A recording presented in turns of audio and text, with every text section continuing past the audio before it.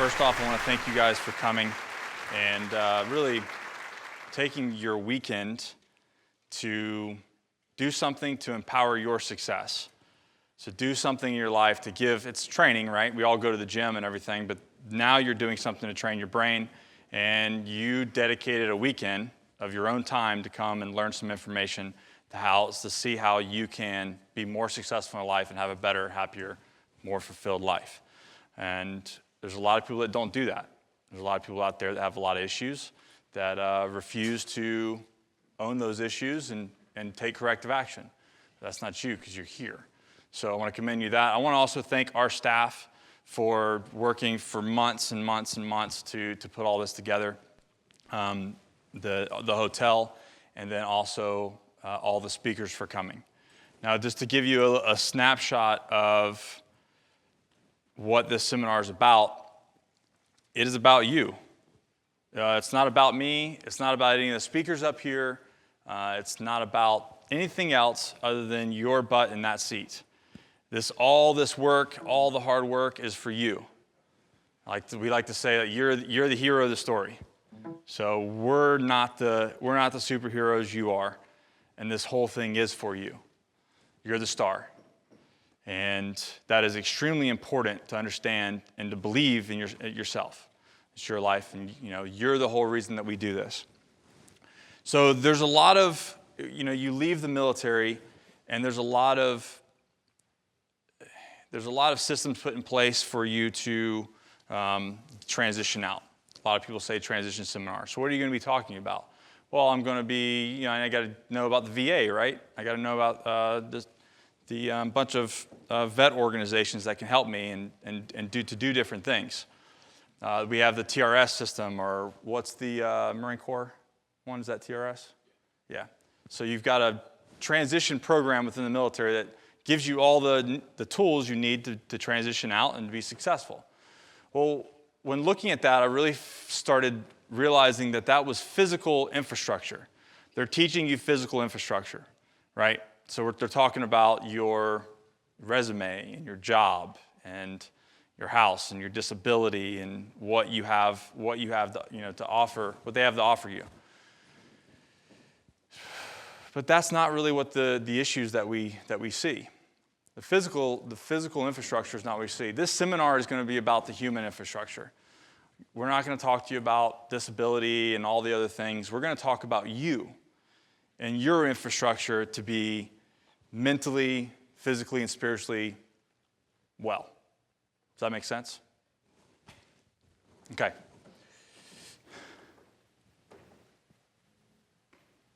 So how did the Raider Project start? It was one of the steps that we'll get into this is really guys were kind of lost, and a bunch of my guys, some of them are here, got together and was like, hey, I'm getting out, I don't really know what to do. I was out, so I had just gotten out. So I spent 12 years in the Marine Corps, a lot of it with reconnaissance, and then my last part was with MARSOC at Special Operations Command. And at 12 years, I was done, and I was out. And we'll get into a lot more of that. But I initially thought, and I was even with Carl, I initially thought when I met him, if a guy got a job like me, because I got out and got a really good job making a lot of money, if a guy got out and got a job, he's okay. Make $100,000 a year, you're good. Family's good, you're good, it's all good, right? Money in the bank. Life is good. I'm happy. I was an idiot. Could not be further from the truth. Money is definitely not the end-all, be-all of happiness, and it also has nothing to do with your health. But initially, we thought that if we could get a guy a job, use our network to get a guy a job, that he would be successful in his life. And then as we started going about this and started helping veterans, the job thing was the last thing that we were helping with. It was all of this. It was the human infrastructure. So after now, Carl, where are you at? How long has it been? 4 years now? Almost? Seems like it's been 4 months. I'm glad you said it hasn't felt like it's been 10 years. So I think we're going on about 4 years now. So this presentation and then what we've learned here is about 4 years in the making. I gave this last year. It's a little different this time. But this is something that myself and Josh and some other people kind of realized out of work and working with veterans and developing a plan for success. This seminar is a picture of success for a person. And what we've done is we've broken that picture of success into like 12 different parts. So each speaker is a different part. So with that said, I want you to watch.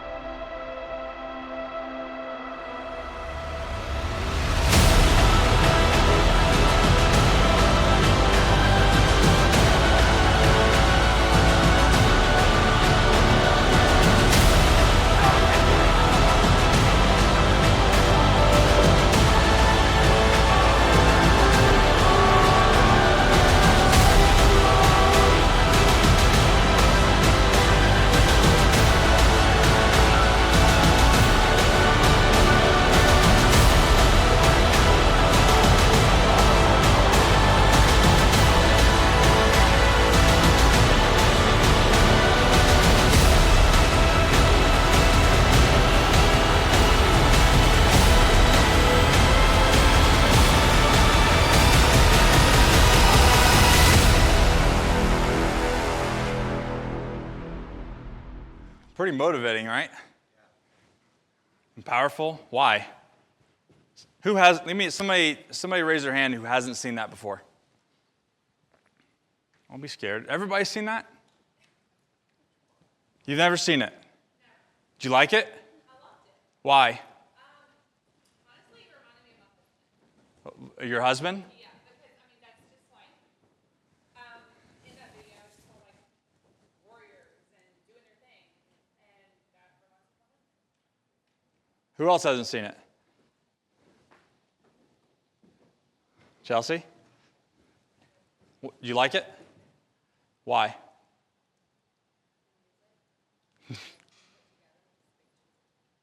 What stood out? Anybody? Anything stand out to anybody? What's that? Teamwork. Talk about it. Tell me, why did that stand out? In every section, there was evidence of everybody working together for a common goal. Right. There was hunting and fighting. Let's talk about the sections. What stood out about the sections? The different thing, John. At some point, there was only a few together, and it seemed like it started to organize and build up.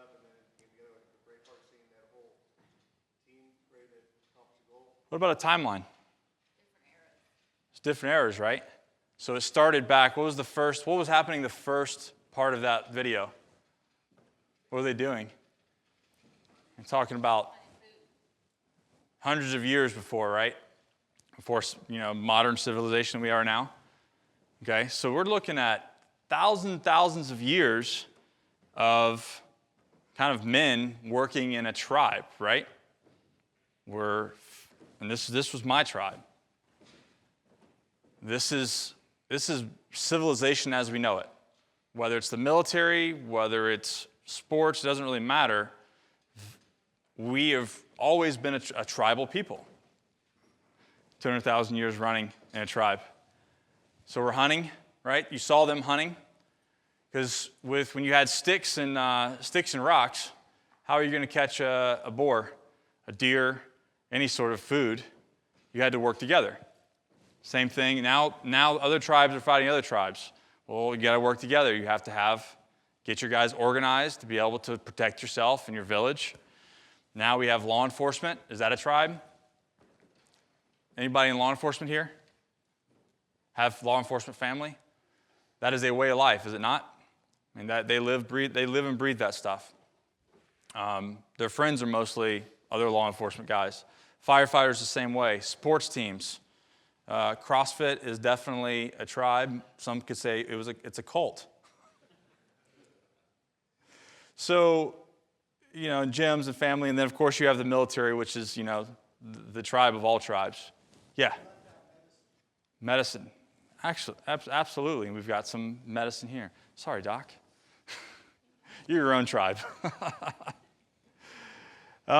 So we grow up in this tribal environment, and from the time that we're kids, say we take a football player, and he is playing pee-wee football. He goes to middle school. He's playing football for the middle school, and then high school. Boom, gets drafted. Now he's an NFL player, getting paid big bucks, loving playing football. Boom, knee goes out. 24 years old, done. Not a football player anymore. Right? Same with the military guy. You've been in the military for over a decade. You're this thing, right? You have your tribe, you have your squad, your team, and then at 30-something years old, you're on the couch, and this is what you see. Yay! Awesome. Chelsea, is that you? So this is what we go. We go from doing all the other stuff, the hunting, the warfare, with our pals, and now we're sitting on the couch at 32, and this is our tribe. And we don't understand what the hell is going on. So this is where it comes to the identity crisis part. So with any sort of job that you have that requires you to be a thing, requires you to live it, breathe it. I mean, it's your lifestyle, it's the clothes that you wear, it's how you go to work, it's where you live, the people you associate with. My personal story is that about 17, decided I was going to join the Marine Corps. And it took me like 2.5 years to get in because I was a criminal and I didn't have enough school. So I had to go to do a bunch of things. Nonetheless, fast forward 2.5 years, I'm in boot camp. And then I was like, I'm going to go recon. Sure you are, bud. 2.5 years later, I was with Force Recon, and I loved it. I felt like I was in the majors. And from there, did a bunch of deployments, had a great time with some of the guys in this room, and then got the opportunity to go. Then they created special operations. I'm like, well, I got to go do that too. That's the top, right? Well, let's go to the top. So there I was. And man, I was a raider. Everything that we did, our team, even down to the neighborhood I lived in. It was basically base housing for special operations. And anybody as a Green Beret or anybody that's out knows it's the exact same way. All the Green Berets live in the same neighborhood, majority of them. So that's your life. Your family falls into that too. They run around with other little Raider kids, you know? That's just what it is. And then you get out. I left, which I thought I was ready. You get out and you're not this anymore. You're not an operator. You're not a military service person. You're just that. And that starts to you don't really know it, but it starts to eat at you and you don't understand why. It's because it's an identity crisis. So if I'm not an operator, then what am I? If I'm not an active Marine anymore, then who am I? I'm 30-something years old and having a midlife crisis. So we developed these stages, and they did not come over, they were not overnight. This did not happen overnight. This was many years of working with individuals, like I was talking about, going back to that job. You get back, hey, if I can get everybody a job, bam, bam, boom. Everybody's successful, everybody's happy.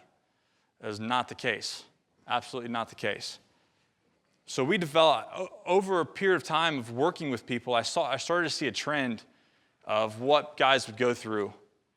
And this stage right here, stage 1, worry and apprehension, this is before you get out. So before you leave service, and some of you guys can relate to this, is you don't really know what's going to happen, right? You're in, you got a paycheck, you've got benefits, everything is okay, but you don't know what to do. So this is the stage that you're in here. These are the faces that you're making. Maybe you don't realize it, but that's what you look like. Good old Jack. Who knows Jack? Most people know Jack. He's a funny guy, also a Marine.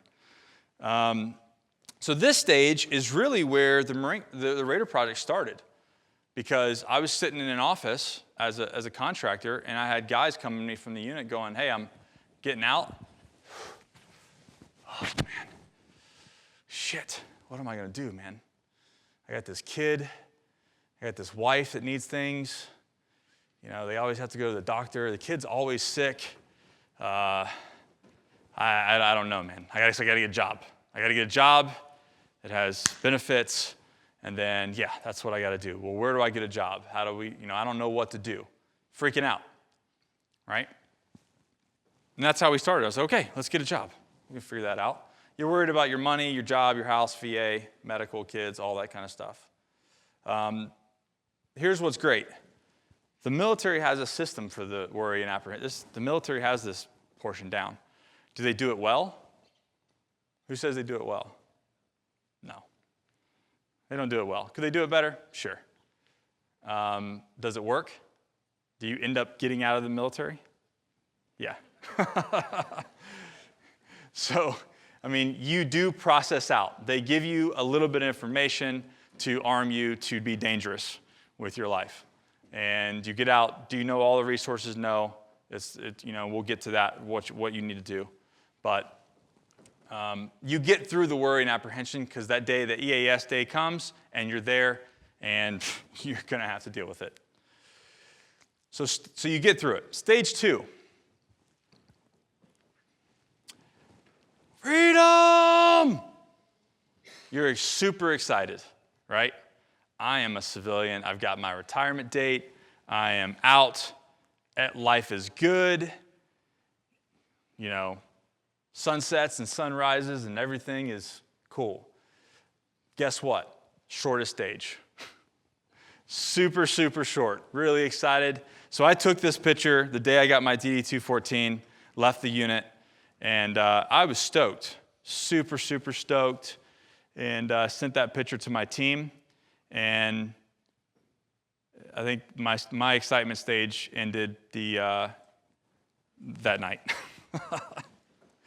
But that's what it is. You're excited because you're no longer bound by a structure system for the first time in your adult life. The Marine one is funny. I don't know if you saw a little meme where it's like, You know, you see a guy that's got a long beard and long hair. He looks like Jesus. And it's like, dang, you were a vet? He's like, yeah, man, how long you been out? Oh, 48 hours. But that all comes to an end. The excitement portion, the hair and beard, obviously, it can stay if you would like it. So the reality sets in, right? So you're excited, but then the real world grabs a hold of you, and reality sets in, and then a whole bunch of other things happen.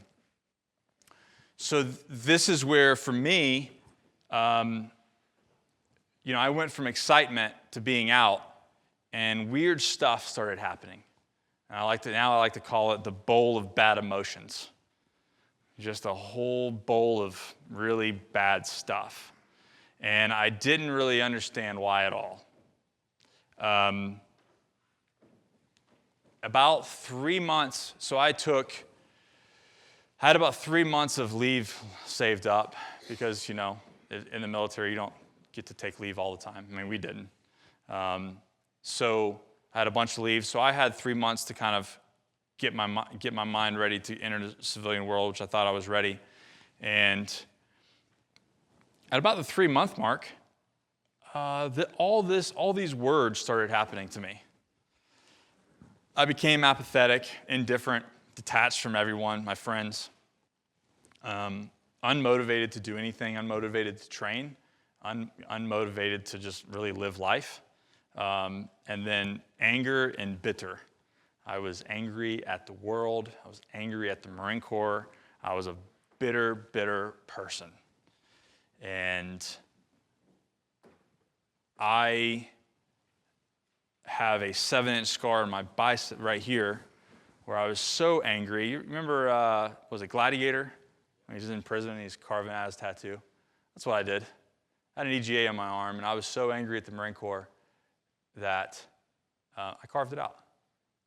So I still have the scar. EGA was a scar. Should have just left that scar.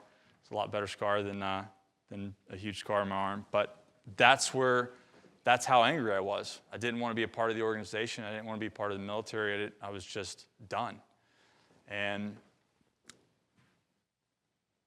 you start to this starts happening, and I watch this in vets.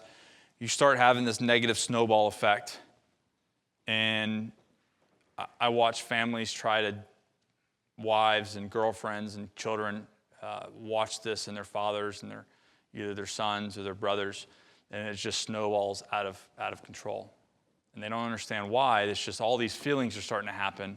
And you ever who's had that friend who gets out and then just kind of falls off the map, right? It just kind of disappears. Like, oh, where's so-and-so? Oh, man, I don't know. I haven't heard from him. Like, I try to reach out, and he doesn't come out anymore. Or, he's gone. He's out to lunch. Well, I guess he's just doing stuff. This is what we say. And we say, like, oh, man, he's out. He's a civilian, man. He's excited. He's happy. He's living life. He's not doing anything. So when that snowball effect happens, we start becoming self-destructive. So all these bad emotions are happening, right? And then what do? What's the solution when we have all these emotions? Not the solution, what is actually happening? Self-medicate, right? Hit the bottle. Easy. I'm not sleeping. I feel like shit. Easy day, man. Let's have a drink. Take care of it. This is where drugs and alcohol come into play. And because drugs and alcohol is not fixing it, it takes more. So you just drink more and more and more. And the next thing you know, you have special operations guys on meth. That's a real thing. Blew my mind when it happened. But it can happen. And that's where it happened, right there.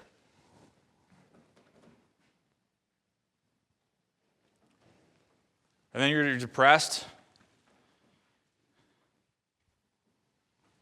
Sad. Your whole life is a sham. I felt like my whole life was a sham. I felt like everything that I did in the military and my whole adult life was wasted and a sham. I wasted 12 years of my life. My youth, gone. Up until this point, I did not believe in post-traumatic stress. And I wish I could go back and take the words out of my mouth when I was in service. I was like, man, there's just weak people. Who said that? When you were in. Who said like, oh man, they're just mentally weak. And then you get there, and it's a whole different story. You understand. Why are vets committing suicide? Has anybody ever actually thought about that? Do they want to die? Do you think do you think veterans want to die? I don't think so. I want to get away from your problems. They don't want to die. I was in a position after that the bowl of bad emotions, I was depressed, and I was tired, both mentally and physically exhausted. I didn't want to die. I liked living, but I was so exhausted mentally and physically that I just wanted to rest. I wanted to be at peace. I wanted to find some peace. So what do some people do? They find a permanent solution to a temporary problem because they're so tired. And what happens? What's the fallout of that? They're at rest. It's unfortunate, but you know who really bears that? Anybody who's ever dealt with it? It's everybody in this room. Your children are affected forever. And Dr. Jim Richards we were having a conversation at breakfast the other day about that and how that affects children for the rest of their life, and then it's something that they have to deal with. Family, mothers. So if you're in that position, think about that. Bring that. Now,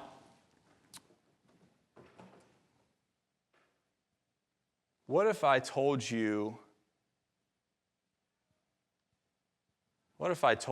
that your EAS date is in January? Let's say August, but you're excited, right? So your EAS, you just EAS, so what stage are you in? You're excited. Freedom. What if I told you in 6 months, in August, you're going to be depressed and ready to kill yourself? Oh man, no way. I'm excited. But at 6 month mark, you went through the bowl of bad emotions. You're having an identity crisis.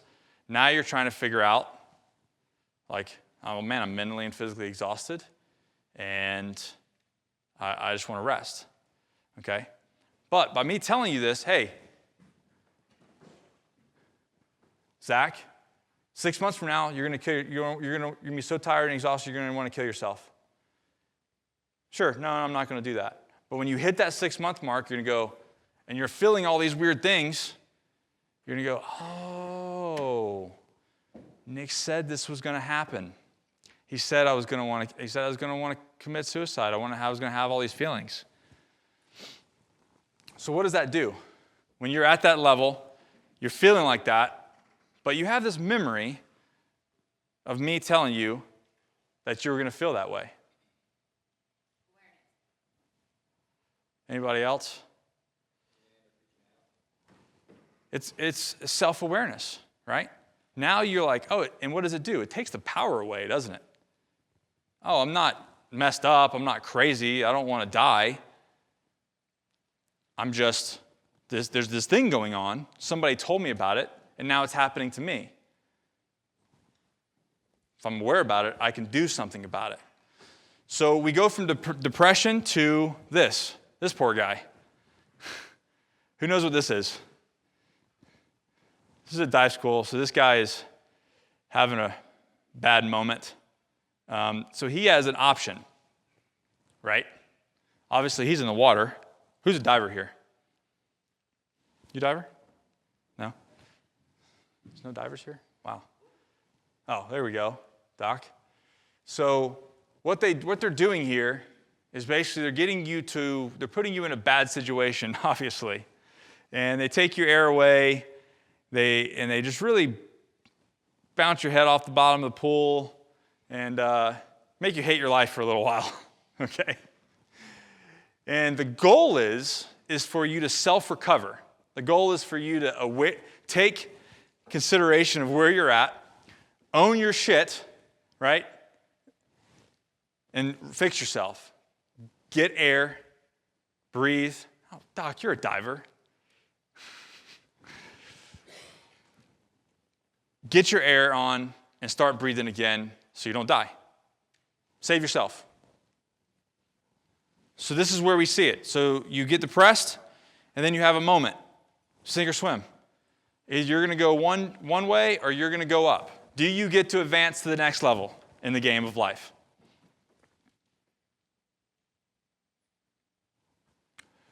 Once you become self-aware and you realize, for instance, not picking on alcoholics or anything, but if I was an alcoholic, right, I have to know that I'm an alcoholic.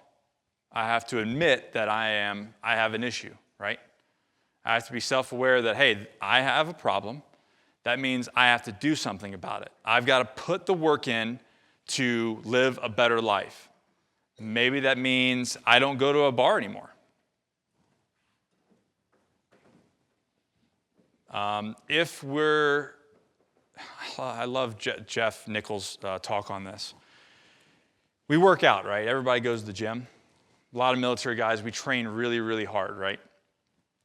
But when it comes to the other stuff, recovery, or foam rolling, or stretching, or any sort of, mobility, like the cool down part or the warm up, let's just get right to jack and still, right? So we'll do hours of that, and then like 3 seconds, like, all right, I'm good, let's go, protein.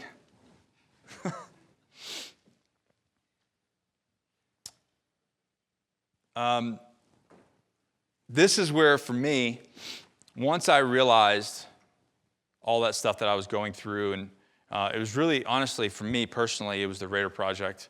Being the director of the Raider Project and helping other guys, use myself as a guinea pig for recovery. And going through it myself is what really saved me and got me really understanding what was going on.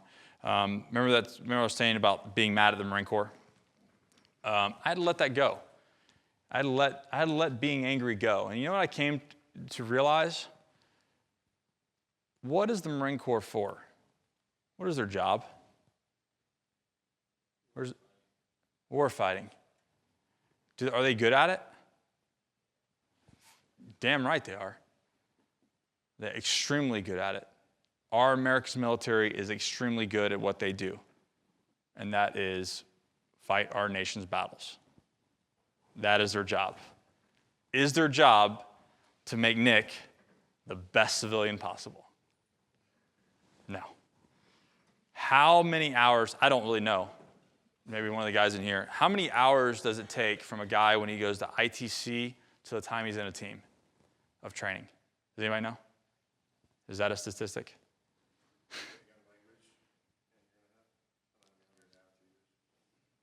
So 2 years? Yeah, with language. 2 years just to be on a team. And when you're there, are you like really good after 2 years? You know the basics, right? You know the basics. So 2 years to become a Marine Raider. And then how long is the steps and taps? 5 days. That equals out, right? 5 days, you're a good civilian. No, I mean, we put this enormous amount of work in to being in the military, on the range. How many shooting packages have you gone through? How much time do you spend, rehearsing a patrol or learning patrolling techniques? We put a lot of work into that, and we think for some reason that we're going to get out and just go, boom, we're good. 5 days of steps and taps, and I'm a civilian. I'm going to be super successful at business and everything that I want to do, right? And be a super awesome trainer or whatever it is that you think that you want to do. It's just, boom, I'm out EAS dates, and now I'm armed with the information to be successful. Did you shoot 100 on the range the first time you ever did it? Nope. You had to practice. So we don't really, the ratio of work to being a civilian or being successful and healthy is not proportionate to what we did in the military. And we have to think about it that way. my personal growth and my health and everything that I do, I have to put as many hours that I did into shooting on the range into that. It's the same thing. You have to build the muscle memory and the brain power and the knowledge to be able to do that.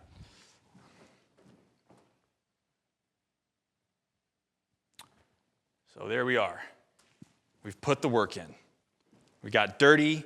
We got vulnerable. We cried.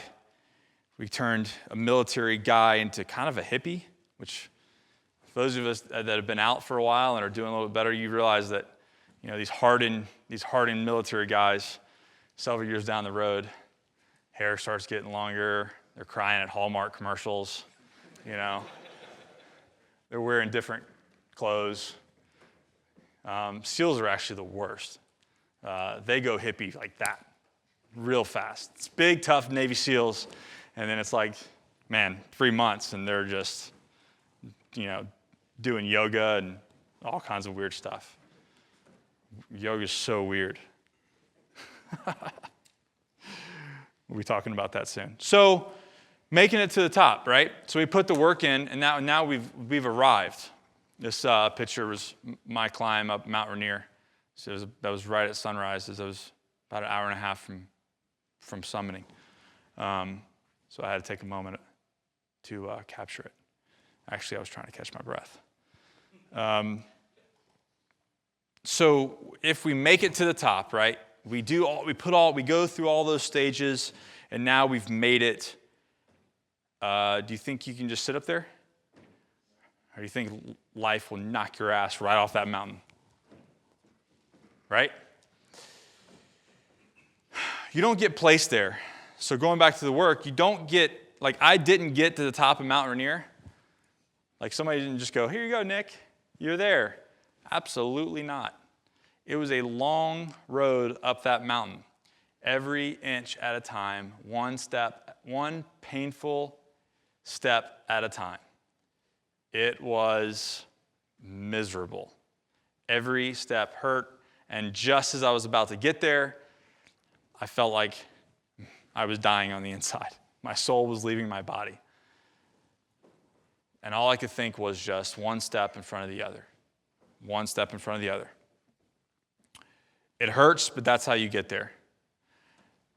Now, once you're on top, how do you stay on top?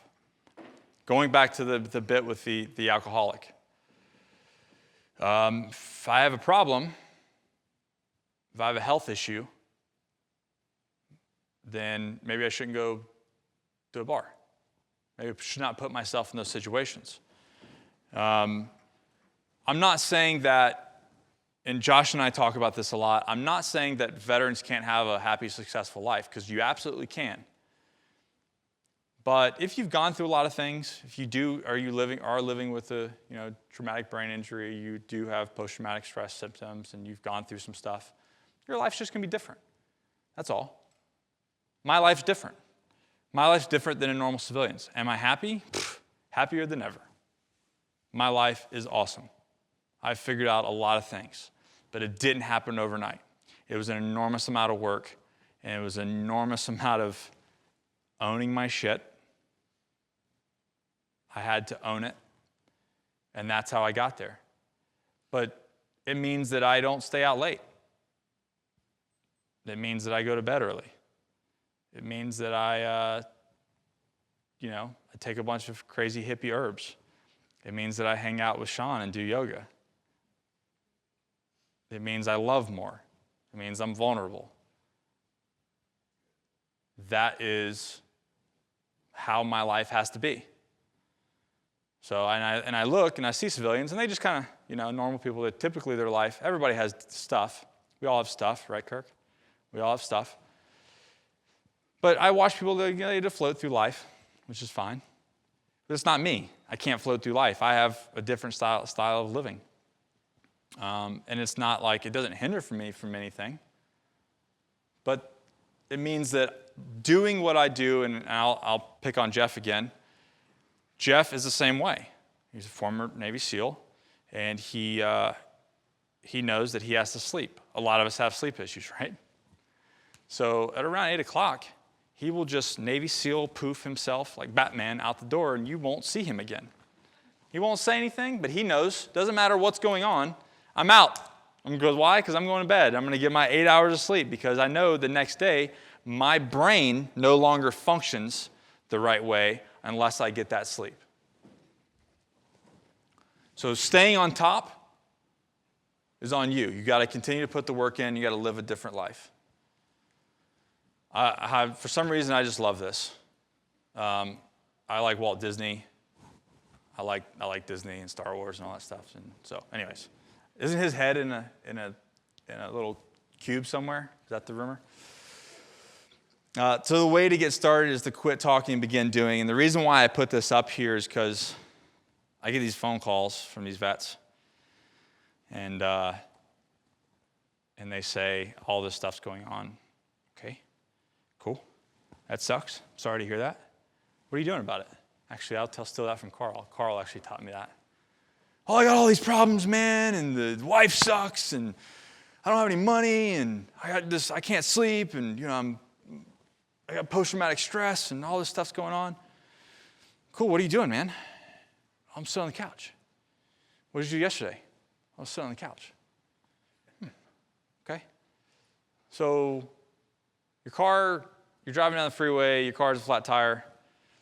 You just sit in your car? Oh, I got a flat tire, man. Maybe you should change the tire. Maybe you should do something. Because obviously what you're doing is not working. So do something, right? I get these calls and I'm like, okay, well, let's not talk about your problems forever. Let's just get to work and let's solve problems. Let's be a problem solver. Be serious about what you're doing. Be serious about those steps and what stage you're in and handle it. Own your shit and handle it. Okay. Got another video. Hopefully we work. Pay attention. Watch this. Very short, but it hit me. And so I talked about all the doom and gloom and problems, right? Well, I wouldn't be a good Marine if I didn't offer some solutions to the problems, right? I'm not going to stand up here and be the problem guy. So I'm going to offer some solutions, but I want you to watch this first. World, wait for me. Wait for me. World, wait for me. Wait for me.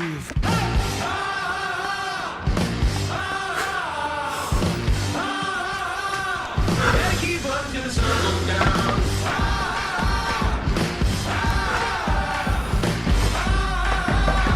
Better keep up till the sun goes down.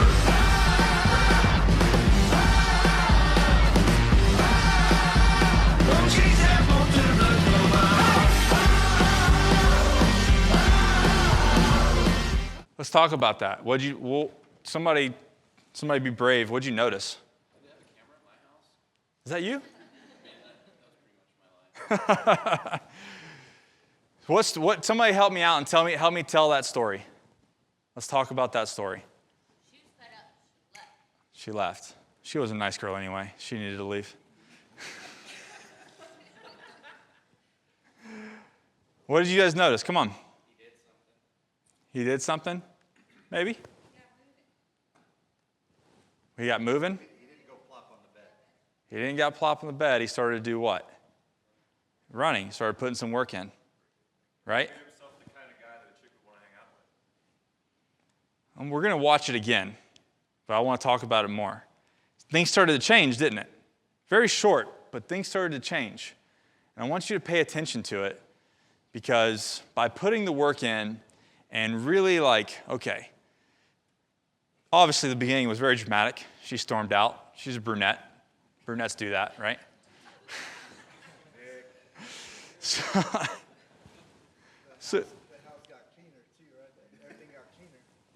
the first person ever, I've showed this video to a whole bunch of people, first person that's ever noticed it right out of the back. What happened? Everything got cleaner. His life got cleaner. His life got cleaner, right? Changed his clothes. Okay, so I want you to think about not necessarily what he's doing, because he's doing one thing. He's putting the work in. But I want you to look at his life, okay? We're going to do it again, one more time. I'm pulling a page out of Kirk's book. We're going to do it one more time. World, wait for me. Wait for me.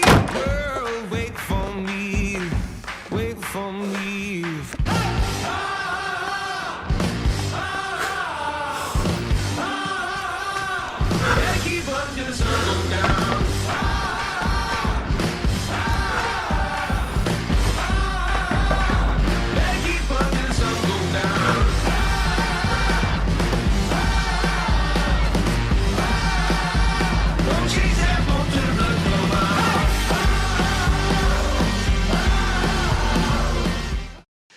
Okay, now you watch it again. What do we notice?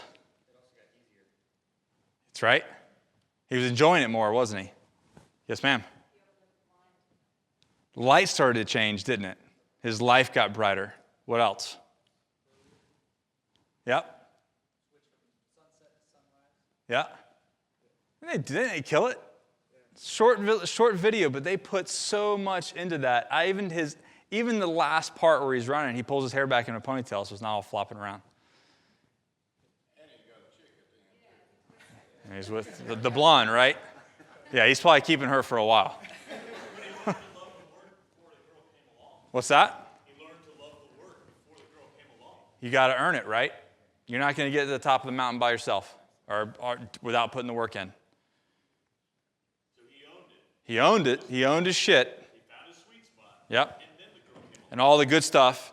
It doesn't have to be a girl. It could be a job. It can be anything in life. But all the good stuff happened after he put the work in. Another thing, he was in step also. He was in Yeah. step with the other. Pretty awesome, right? So I'm going to give this something real simple. This is the recipe for success. 3 things you can do in your life, and you'll be the happiest, most successful person ever. 3 things. Easy, right? Right, we'll see. So you're going to go to sleep, you're going to get healthy, you're going to find your passion. 3 things, super easy. You'll have it locked up in a week. Go to freaking bed. I see these veterans, and it's like, what do you do? It's midnight. Why the hell are you awake? Go the freak to bed. Go to sleep. We have to sleep. If somebody calls me, I'm like, are you sleeping? Step 1, your new mission, if you choose to accept it. Go to freaking bed. Go to sleep. Why is that? I'm pretty sure that Doc is going to speak on some sleep and the brain stuff, and I'm not going to steal anybody's thunder. I'm not that smart. I came up with 3 steps. That's as good as I got. It is easier said than done. We start checking in with the VA. Of course, they give you the VA. Who's gotten the VA starter kit? You guys know that? Let's see. We've got Ambien, Tramadol, Adderall. What's that? President. What's the Dream Eraser? Prazosin. See, everybody's got the VA starter kit, man. They're just like, well, here's your box. You're going to need help picking it up and put it in your car, but here you go. Here's a nasty little fact about booze and those sleep meds. You don't get into REM sleep. Surprise. So if you're taking Lunesta, you're taking any type of pharmaceutical drugs, or you're drinking to sleep, guess what? You're not getting into REM sleep. If you don't know what that is, look it up. Basically makes sleep pointless. So no wonder you feel like shit every day for a couple years. I stopped sleeping around 2009. And I didn't really get a good night's sleep until I went to Dr. Randall's place in 2014. It was a long time. No wonder I had a big bowl of bad emotions, right? And I was bitter and angry. I was just cranky. I just needed a nap. That's what it came down to. So sleep, when you're getting into REM sleep and you're sleeping, we're talking hormones. Allie's going to talk about that. But it is so crucial to everything that you do. If you're not sleeping, you can kiss anything that you want to do health-wise, working out, recovery, gaining muscle, having a sex drive, anything that you want in life, done. Step 1, get some sleep. And you know what? Your mission, your first mission, your whole world might revolve around just getting a good night's sleep. That's the start. And that's fine. And when I was at that stage, guess what? I woke up going, okay, what do I have to do today to make sure I go to bed at 8 or 9? My whole day revolved around getting ready to go to bed. But that's where I was at in my life. Step 2, get healthy. Army's got it down. Glow belts, isomats, and what is that, Sean? Yoga. What position is that? Warrior. Army warriors. Look at them being warriors. So I got my sleep under control. Now I need to get healthy. I know how to do that. Josh and I were in BMG. We were real healthy. Jack tan and ripped, right? Easy. I know how to train. Yeah, not so much. didn't quite work. You don't have to be what you were. And a lot of older guys in the room are probably going, yeah, you better learn that. You don't have to, don't put your mind where you were when you were 21. Hate to break it to you, after 10 years in the military, you're not 21 anymore. You got some other stuff going on. Understand where you're at. Be the healthiest person that you can be where you're at. If you are 35 and you don't have, where's Jay? If you don't have a leg, be as healthy, there you are. Be as healthy you can be in your position. It doesn't mean that you just give up. It means that you attack your position and you be as healthy as you can be. It doesn't mean being super operator or Captain America. It means being healthy. Your food, your physical fitness, your heart, your blood levels, your hormones, all of that, okay? Just start doing something. If you've gone from being a hero to being sedentary, walk down the street to the end of your street. Start walking, do something, but start working that way towards being healthy. Look at your diet. A lot of people are going to start talking about that. Diet, exercise, make it happen, because what happens when we start exercising? Who's gotten really out of shape and then started and been consistent for like 6 weeks? What happens in 6 weeks? You think you look sexy, man. You're naked in the mirror going, damn, I look good. You don't look any different. But why do you think that? Doc, why does somebody think that in 4 or 6 weeks of working out? Why do they start feeling better? You're successful to your goals, And is there any dopamine release when that happens? Dopamine is good, right? Okay, so you start working out and you start releasing those good hormones and you're like, oh man, I'm happier. I've watched it happen. I've done it in 2 weeks. We run a program in North Carolina where guys come in and stay for 2 weeks and we put them through a little thing. And within a couple days, they're smiling and they show up like zombies. A couple workouts, get that dopamine. I'm making them sleep through the night. They're all of a sudden real happy. Okay, so now we're what, Zach? What have we done? First thing done was what? Go to sleep. We've slept, right? We're sleeping through the night. Now we're healthy. All right, now we're going to find your passion. And I say find your passion because this is, you can do whatever you want to do at the end of that. But the end state is to find something that you're passionate about. And it used to be mission. And because we're mission oriented. But I changed it to passion because you're not in the military anymore. So you need to find your passion. Because this right here will change your life. Finding what you're passionate about and following that will completely change everything for you. Doing something that you're passionate about, vice what you think you need to do. So finding out what you want to do than what you need to do.